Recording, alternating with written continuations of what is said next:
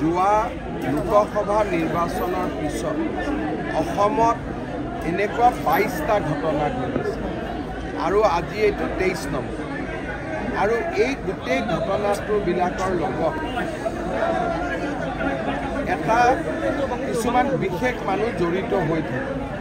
আৰু লোকসভা ইলেকশ্যনৰ পিছত তেওঁলোকে বহুত এনকাৰেজমেণ্টটো পাই আছে তাৰ পিছত এটা ঘটনা কৰি আছে আমি টাফ একশ্যন ল'ম এতিয়া মই ডিজিপিক পঠাইছোঁ ধিঙলৈকে will take toughest possible action Piyush হাজৰিকাকো মই যাব দিছোঁ আৰু মই সদায় কৈ থাকোঁ যে আমাৰ অসমত নামনি আৰু মধ্য অসম বৰাক ভেলী আদিৰ দৰে জেগাত আমাৰ খিলঞ্জীয়া মানুহ লোকেল মানুহবিলাক বহুত ভয় আৰু সন্ত্ৰাসৰ পৰিৱেশত থাকে অসমৰ মানুহে যিমান এই কথাবোৰ বুজিব সিমানে আমাৰ কাৰণে ভাল বাকীটো আইনত যি ব্যৱস্থা ল'ব লাগেতো মই ল'মেই কিন্তু আমি যিমানেই চেনচিটিভ হওঁ যে এই জেগাবিলাকত কেনেকৈ আমাৰ মানুহবিলাক থাকে কিমান কষ্টত থাকে আমি যিমানেই চেনচিটিভ হ'ম সিমানেই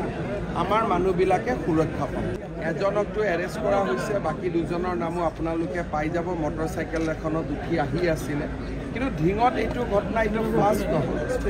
স্প্ৰে গেং হৈছে আৰু হৈয়ে থাকে যি জেগাত আমাৰ খিলঞ্জীয়া মানুহ মাইনৰিটি হৈছে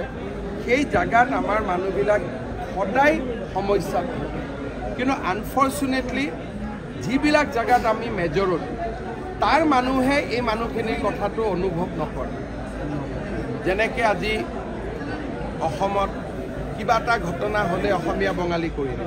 কিন্তু কোনো বঙালী মানুহে ছোৱালীক ওপৰত হাত নিদিয়ে